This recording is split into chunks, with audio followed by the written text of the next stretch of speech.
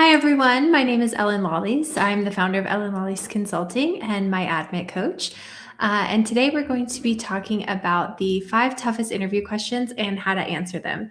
We're going to go through each of the questions and I'm going to give you sample answers, all of the best tips to make sure that you have everything you need to do really, really well in your MBA interviews. Hopefully, some of you have already received interviews, and hopefully, for many of you, they're coming quickly. The description includes a link to work with me if you'd like to find out more about that. And also, if you have any questions during the session, please leave them in the comment box, and then we'll have a question and answer session at the end. So thank you all for being here. Just a little bit about me. My name is Ellin. I am a professional MBA coach with 10 plus years of experience and a 98.9% success rate. I've worked with many people over the years, getting them into schools like Harvard, Columbia, Stanford. There are definitely some commonalities across these interviews. And there are things that year after year after year, clients struggle with. And so that's what we're going to be tackling today is exactly those questions and how to answer them. So the first question is, tell me about yourself. And this is usually the first question in an interview. And I think the problem is that it seems deceptively simple, but you have to be radically selective. And you also need to bring a bit of storytelling into this for it to be a good answer. A couple of key tips that we want to think about. Number one, you want to aim for about 3 minutes or less. If you're too short, sometimes people say, oh, I've got it down to a minute. That's great. Perfect. A minute, right? Like, no, that's not awesome, because if it's too short, I'm not really learning anything about you. As a prepared interviewer, I've read your resume. I understand the basics about you. So if you just repeat everything that's on your resume without any additional information, we're kind of both wasting our times here, right?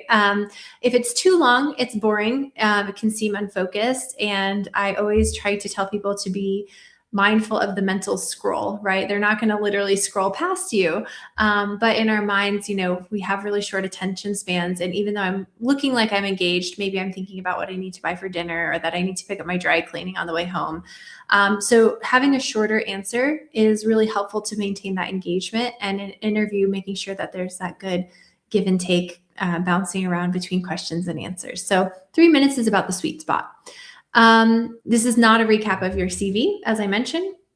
Instead, what we're doing is think of this as the backstory. So you've read what I've done. Let me tell you why. And let me tell you what I achieved in these roles and how it turned into something incredible in my life. So thinking about, why you left one job and moved to another one, and maybe mention 1 or 2 of your key experiences in that role.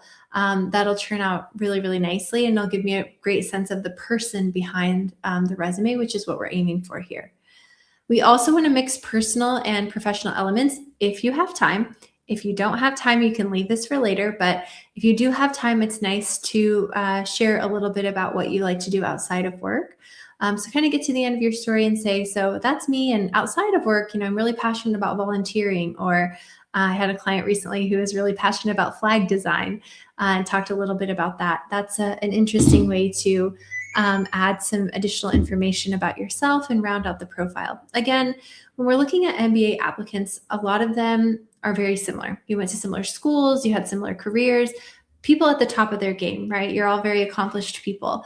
So what I need to be able to distinguish between one very accomplished person and another is really to understand that person, the human sitting across from me. And so that's where, good essays come into play, but also in an interview, I don't want you to seem like a robot. I don't want you to just say, I did this, I did this, I did this, I did that, because building that human connection is really, really important with the person. We're more likely to recommend people that we like.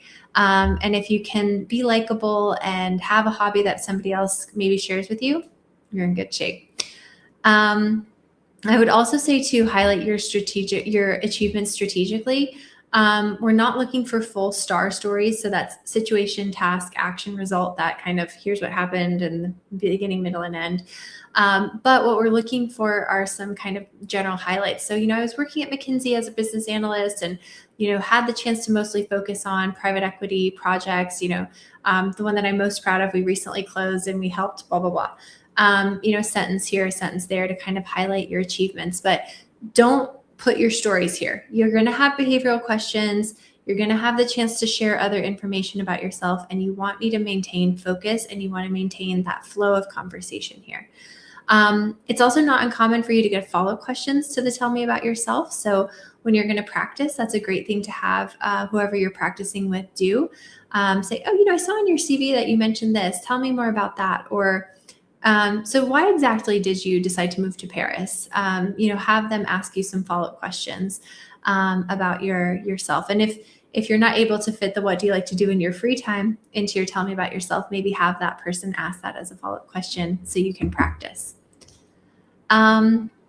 Here's an example of an answer. I'm not going to read it verbatim because that would be a little long, but here we have, I grew up in Boston where my love for math and problem solving led me to pursue an economics degree at Georgetown. It's always good to kind of start with a little bit about your economic background or your academic background. And then talking about, I love to understand how financial systems operate. I studied abroad at the London School of Economics where I learned about financial innovation. At Georgetown, I led the Student Investment Fund, a little achievement there. And this experience cemented my passion for connecting strategy and impact. Then I joined Bain because I wanted to gain hands-on experience tackling complex business problems. I focused on financial services, a little achievement there. One of my proudest moments was leading an effort to improve financial literacy and talking a little bit about that. Outside of work, I'm an avid marathon runner, completing the Boston Marathon and raising money for cancer. I also mentor underrepresented students, and this has shaped my vision of leadership as a way to empower others while driving meaningful systemic change. So you guys will be able to watch this and rewatch this again after the live is posted and go and carefully read it if you'd like. But what you can see is that I'm not just giving you, here's all my bullet points. I'm telling you a story. I love math and problem solving, and I've built this passion for financial services, and that kind of continues, and I'm sharing different information about that. And then, that translates into my personal life as well. But also, fun fact, I'm also a marathon runner. So it really shows a nice balance and gives us a lot to hold on to. If you have multiple jobs, you'll have multiple sections. So, I left Bain and then went here and then I did this and that. So this is assuming, somebody only has one notable career achievement to share or to a job description to share. But if you have multiple, that second paragraph, you'll just kind of copy and paste it a couple times. So let's get into our next question, which is why our MBA? And by the way, we're going to go through 5, but there's also a bonus question at the end. So make sure to stick around for that. So why our MBA, I think, is a really difficult question because people haven't done the deep work to articulate goals that are specific and authentic. And then that translates into why MBA, why us? So when somebody says, why an MBA at our school? It's essentially this question. Organization here is key. So you want to break it down, I think, a great structure: intro, academics, leadership, community. So a little bit of an intro, not just say, I really like Harvard's focus on, well, Harvard doesn't ask this question, but I really like Stanford's, startup garage program. Give us a little structure. So, when I was visiting Stanford last year, I had this experience, or my mentor growing up was always a Wharton graduate, and we always used to talk about this, or, give us a little storytelling intro there. It makes it for a nicer experience. And then I would say, there's 3 key reasons why I want to study. The first is academics, and then break that down into which areas of the program you want to study. So maybe it's strategy, maybe it's marketing, maybe it's AI, maybe it's entrepreneurship. It's good to have a couple there, maybe 2 or 3 different academic areas you want to focus on. And you want to connect it. We'll talk a little bit about that in a second. The third thing is you want to mention leadership. A lot of people push back on this and say, oh, isn't it cliche to talk about leadership in an MBA interview? No. MBAs, one of the main things that they're looking for is leadership potential. And one of the main things that they do is develop on that leadership potential. So you really need to be able to articulate the leadership growth goals that you have for yourself in the MBA. Finally, the community. I think it's a great idea to mention, what the community is like, the culture, why you identify with that, people that you've talked to, which again, we'll talk a little bit more about, but sharing a little bit about that community, that intangible angle, and why you identify with the school's culture, I think makes a nice ending, because then you're talking about various facets of the program that you identify with. So it's not just, oh, I picked some classes. And that brings us to our next point, which is this is not a Googling contest. I am not admitting you to Wharton because you have a longer Googled list of classes than the next person I'm talking to. I am looking at somebody who's very thoughtful. So instead of telling me, here's every sustainability class that you guys have, pick 2 or 3 and tie it to your goals. So, I really want to create a startup that focuses on environmental change in my country or something like that. But I know that I'm going to face a lot of pushback. So there's this class that you guys have that's and that's going to really give me the leadership and communication skills that I need to be able to articulate why we should still be focusing on sustainable investments or something like that. So take the class or the major or the club or whatever it is you're talking about and connect it to your goals and paint a picture for me of how it's going to help you reach those goals, what skills it's going to help you build and why that's useful. So be judicious, I would say, in your use of specifics. I would also mention your unique contact with the school. So share a little bit about the students that you've spoken with, alumni that you've spoken with, class visits. Some schools care more about this than others, but it's always a good sign that you've reached out to the community, you've done the legwork. So you don't have to say, again, I talked to this person, this person, this person, that person. That's going to be annoying. Instead, choose 2 or 3 people that you've spoken with and tie them to something that you're excited about at the school. So maybe it's the, Napoleon's Glance class at Columbia that your friend took and was transformative, or maybe it's the Startup Garage, or I don't know, maybe it's the Leadership Ventures at Wharton or something like that. So you can mention what that person said, why that inspires you, and why that's right for you to reach specific goals. Again, that level of depth, that level of thought is going to really stand out much more than having, here's 10 people I talked to. And it's okay if this answer is a little bit longer. I would say, again, about 3 minutes is the limit. I don't really think many people have a good attention span beyond 3 minutes, but you've got a lot to cover here, right? A lot of different reasons, classes, different areas that you want to focus on. So about 3 minutes is fine. So here we have a little bit of an example for Kellogg. Again, I'm not going to read it verbatim, but we have this little intro. Kellogg has always been my top choice since I started considering an MBA. By the way, these are fake answers. There's no Sarah Williams that I know of. She is a generated name. So, but my initial exposure to the school came from my mentor, Sarah, who spoke highly of the culture. This sparked my interest, and my subsequent visit to campus solidified the belief that Kellogg is perfect for me. I was struck by the energy and inclusivity of the community. I attended a class on strategies and growth. I also connected with these students. So this is a good introduction. And then academically, I'm excited to take advantage of the finance major for this reason. The finance major's training will enhance my ability to analyze, trends, build innovations. So it really goes through a lot of reasons why the finance major is good. I'm also drawn to the AI and analytics pathway. Classes like technology and innovation strategy, AI and machine learning talk specifically about how they're going to apply that in their future. The emphasis on leadership development also resonates with me. The leadership practicum, the leadership journey, again, going through how and why this will help them grow. And then the collaborative culture, the finance club, the tech club, how it'll connect with students, the alumni network, who I spoke with, Marcus Lee, again, not a real person, maybe a real person, but not intentionally, reinforces my belief that this is the right community. And that's why Kellogg is my top choice for pursuing an MBA. If you can say that this school is your top choice, mention it. If it's your top choice, definitely tell them that.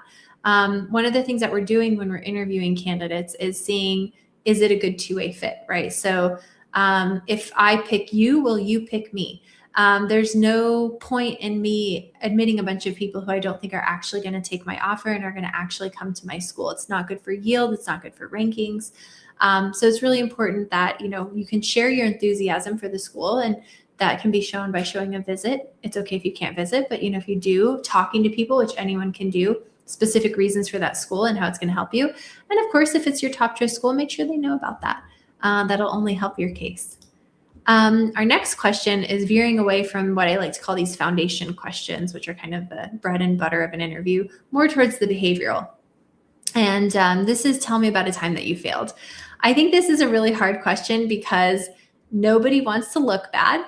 And you're only at the point in your life where you're applying to a top business school because things have mostly gone well for you. You do a good job at work, you're very successful. So it can be hard to find a failure.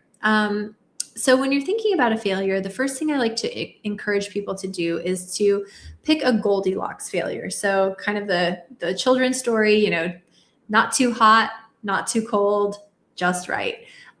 So we want to think about a failure that's meaningful. So not like, once I accidentally took my colleague's parking spot or something dumb like that.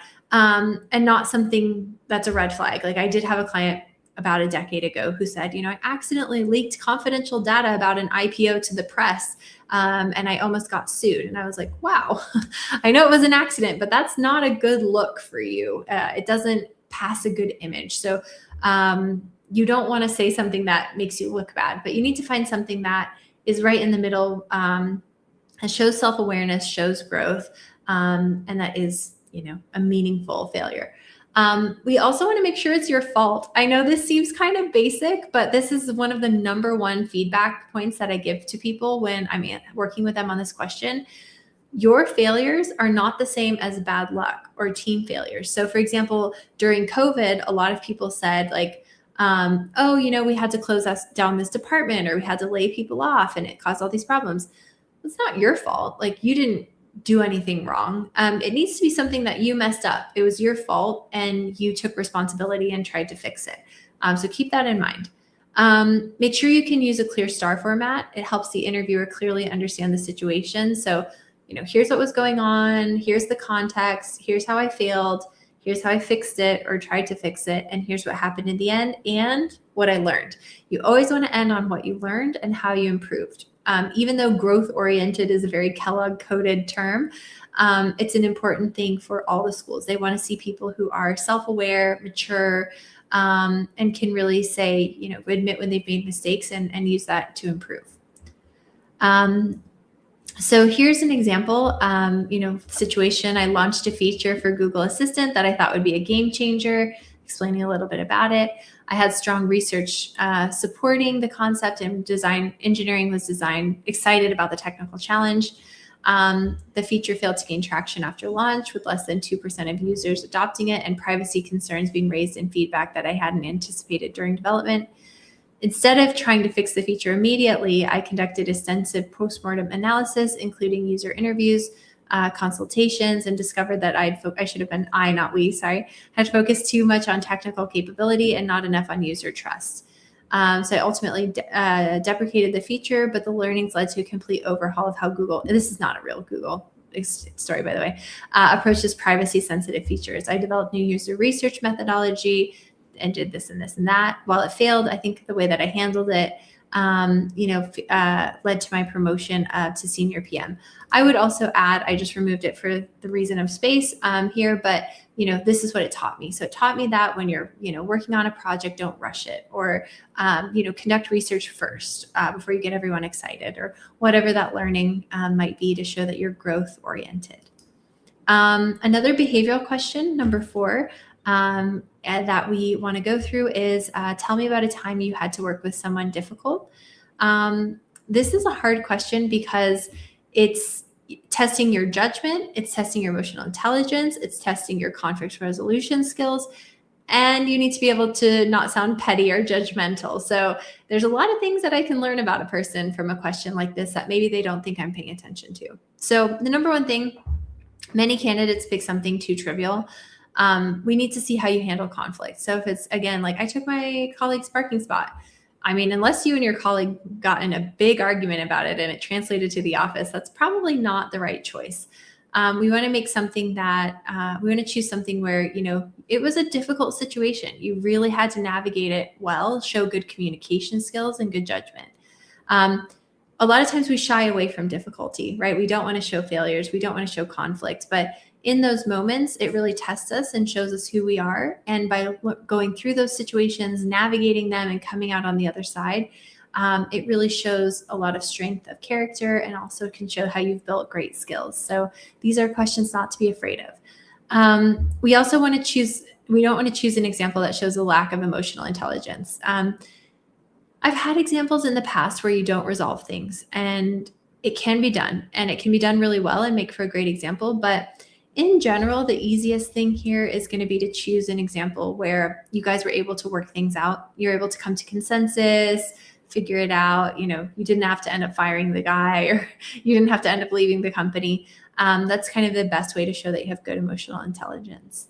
And of course, in the STAR format, make sure you use it and really show what you learned. So showing learning and growth from difficult situations is the best practice for any negative interview question. So anytime I ask you about a time you failed or faced a setback or had a conflict or someone you didn't agree with, make sure you show, here's what happened in the end, and here's what I learned. Here's how it made me a better communicator. Here's what taught me about, conflict. Here's what it taught me about leadership. Any way that you can show that it made you a better person or it impacted your skills in some way is good. It shows a level of growth mindedness. Again, Kellogg word, but everyone likes it. That's appreciated by the admissions committees. So here's an example. When our company acquired a small competitor, I needed to integrate the team. A senior analyst was openly resentful, questioning my approach in a meeting and making it clear that he thought their old methods were better. I needed to build a cohesive team and get David productive while maintaining my credibility. Couldn't let the tension fester, but I also couldn't just assert authority. My goal is genuine collaboration, not compliance. This is really important because you're framing it not just as he was really difficult to work with. He was difficult to work with, but what I needed a coherent team, and I needed to get David productive, and I needed to maintain credibility with my team. So I had all of these challenges that I was navigating. I knew I couldn't let tension fester, and I knew I couldn't just go in and be authoritative. That gives us an extra level of detail that shows how you think, how you process ideas of leadership, and how you think strategically about examples like this, which is great. It's a very subtle thing, but it adds a nice extra level of depth that shows additional good characteristics that make you good for business school. So what did he do? I recognized that a defensive instinct wasn't helpful, so I scheduled a one-on-one and asked him to walk me through what had made their marketing successful. I discovered this and that, but also that he was grieving the loss of his company and felt dismissed. So I proposed a workshop that we would work on together. I made it clear that it wasn't charity and that it could generally improve our results. But then I also addressed the public disagreement. I told him I valued his input, but questioning me in front of the team wasn't sustainable, and asked him to, bring them to me privately. The result, the workshop succeeded. We implemented it successfully, and David became one of my strongest team members. Feeling heard made all the difference, and it showed me the value of managing my own reactions before trying to manage someone else's behavior. So we have a great example here. Here's what I did. I decided to do a workshop for this reason. I also told him that, criticizing me in public wasn't good for this reason. In the end, it was a big success, and it taught me this. So this is exactly the kind of structure that you want to follow for difficult question STAR examples. Our last official question before the bonus question is, do you have any questions for me? And I think this question is difficult because it masquerades as a courtesy when it's actually an evaluation of your judgment, preparation, and genuine interest. So just like in a job interview, if somebody says any questions and they say, nope, I think I'm good, not a good impression, doesn't make you look good. So you always want to have something to say here. Number one, with the questions that you develop, you want to demonstrate research. So go beyond the obvious, but tailor it to your interviewer. And if the question can easily be found on the website, not a good question. Also, don't ask for a profile evaluation. Like, this is not the time or place.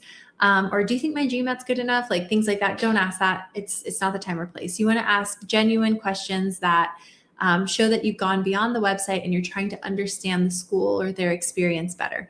If it's an alumni, for example, asking them about their favorite classes, if you guys are on a similar career path, how they navigated maybe the career center, things like that are great questions. Admissions committee, asking them about their experiences is a little trickier. So trying to ask about trends at the school, upcoming news, how they're navigating certain challenges in the global space can be very interesting. Your questions should also feel authentically curious rather than performative. For example, if you work in finance and I work in healthcare and you're asking me about all my favorite healthcare classes, like, why do you care?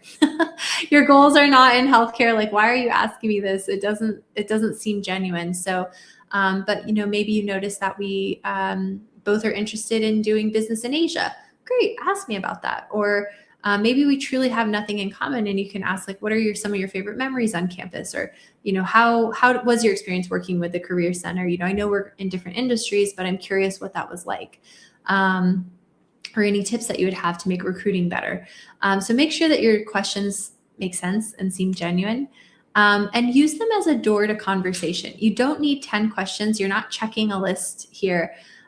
Good questions this is a moment where you can truly connect with your interviewer person to person.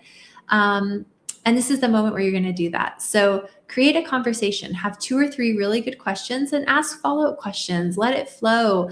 Again, there's that kind of cognitive bias that if I like you, I'm more likely to recommend you, even if you're maybe not the most qualified candidate out there. So this is a place where you can, really reinforce that you guys clicked. And by turning that into a natural conversation based on questions that show genuine interest in research is a really good tactic to use. So getting to a prompt here, I actually think AI is a great tool that you can use here. So here's a little AI prompt that you guys can copy down. It can suggest some great questions for you for your MBA interviewer. I like to make sure that you tell them who you're interviewing with, what school you're interviewing with. If you have their LinkedIn profile, include that. If you guys have any genuine interests that overlap, whether that's your industry, your location, maybe a hobby or a club they were involved in, and ask it to generate some questions for you. And then you could take a look and tailor those, right? Some of them won't make a lot of sense for that person, or they might seem a little bit generic, but it gives you a really good starting point and can also sometimes help you brainstorm ideas that would be difficult to brainstorm otherwise. So that's a good one to kind of hack your answer to this question. And then our bonus question is there anything that you'd like to add? And this question arrives just when you think you're done. And it requires instantaneous judgment to answer well. There is no way that you can say, I am 100% going to answer this question like this. You've got to be flexible. You've got to be agile. So the first thing you want to do is analyze the interview. What aspects of your profile were you able to cover? Did you talk about how you can contribute, or did you talk about your community service work? And then think about, okay, let me highlight the missing element. So if you haven't said why you want to go to that school, that's a really good thing to include. So like your why MIT or your why Darden or something like that. If you haven't talked about how you can contribute, that's a really good thing to focus on. I'm really excited about contributing to the class as well. Do you mind if I go through a couple of ways that I'm excited to do that? Of course, yes, please go ahead. So those 2 things, like why our school and how you'll contribute, are things that I like to say that if you haven't answered those, that's your number 1 choice. Second option is a key story, maybe something about your volunteer work that you didn't get to mention. So key elements of your profile that are good because you've already put together an application, your best stories. Anything you didn't get to mention. So that would add value to your profile. That would be a good thing to add. And then if you've really talked about all of those, the answer is still never no.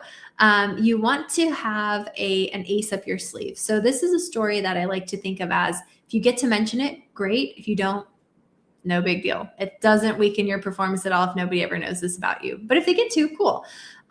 So you want to think maybe it's something about like your volunteer work, like an interesting aspect of that. Maybe it's an interesting hobby that you have that you didn't mention and weren't really planning to mention. Or maybe it's a story about a time that you mentored somebody and it's something that you really are proud of because you love mentoring, but you didn't, you already talked about volunteering or something else like that. So it's always good to have kind of this ace up your sleeve that you can use no matter what. If you really can't think of anything, still don't say no. Just recap, I'm really excited about the school. I really just want to reinforce that Kellogg is my top choice. And everyone that I've talked to, from Sarah to Paul, has been so welcoming. And I really hope I have the chance to join. So if you're really out of ideas, you can use that. But otherwise, those 3 options are going to serve you much better. So if you're interested in working with me on interview prep, we're going to have a link in the description where you can sign up. And also we have a promo code that you can use for the next 48 hours to sign up for our AI platform that'll walk you through the interview process, give you mock interviews, training, things like that. But now let's get to the questions. I'm excited to see what you guys have asked. And if you need to, if you haven't asked your questions yet, please make sure that you add them. So we have a question from Pooja. I'd like to learn more about my admit coach. Once I'm done with the test, I'd like to purchase it for the admissions process. Yeah, absolutely. So my admit coach is a platform that I created. It has 3 different features that I think are really helpful. Number one, it has everything that I use with my clients and I've done over the last 10 plus years in lesson format. So there's over 40 lessons. It goes through everything from how to build a personal brand, to how to brainstorm a Harvard essay. And there's exercises that walk you through that. So there's the lesson and the exercises that help you really develop every aspect of your profile. Then we also have an AI agent that we created. So instead of just going to ChatGPT, our agent has been trained on MBA admissions information. So it's going to look at, sample essays, pages and pages and pages of information that I've input into it about the MBA admissions process, what makes a good essay, what makes a bad essay, good profile, bad profile. So anytime you ask it a question, it's going to go through all of that and give you an answer that's specific for the MBA. And then also we have Coach Ellin, which is my AI clone. I input over 10 million words of data into the clone, and it has my voice. It talks like me. It thinks like me. And you can ask it any question anytime in, I believe it's 31 languages. So if you're like, oh my gosh, I'm so stressed out and I need a pep talk, you can talk with my AI clone. Or if you need to, ask a couple questions about if your GMAT score is good enough for a school, you can talk with the clone as well. So hopefully that answers your question. You also can sign up for a free trial to test it out.